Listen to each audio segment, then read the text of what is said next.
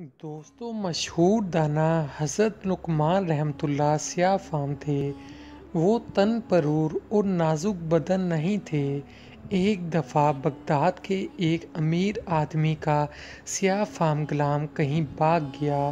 اس آدمی نے غلطی سے لقمان کو اپنا بھاگا ہوا غلام سمجھ لیا اور انہیں اپنا مکان بنانے پر لگا دیا۔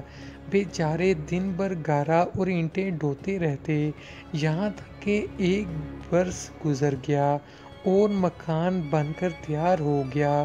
اتفاق سے انہی دنوں امیر آدمی کا بھاگا ہوا غلام بھی واپس آ گیا۔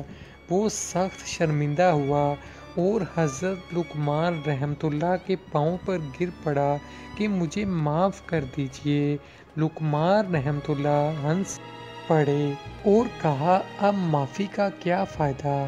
میں سال بھر خون جگر پیتا رہا ہوں، اس کو ایک دم کیسے فراموش کر دوں؟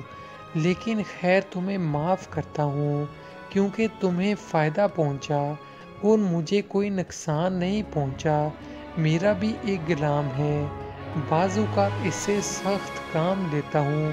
آئندہ میں اس کو کبھی نہ ستاؤں گا کیونکہ مجھے سال بھر کی یہ مٹی اٹھانے کی مشقت ہمیشہ یاد رہے گی۔ دوستو، کبھی بھی کسی کے ساتھ برا نہ کریں، کسی پر ظلم نہ کریں۔ انسان کو خوش اخلاق ہونا چاہیے، دوسروں کے ساتھ اچھے طریقے سے پیش آنا چاہیے، محبت سے پیش آنا چاہیے۔ اللہ تعالیٰ اس کا اجر دینے والا ہے۔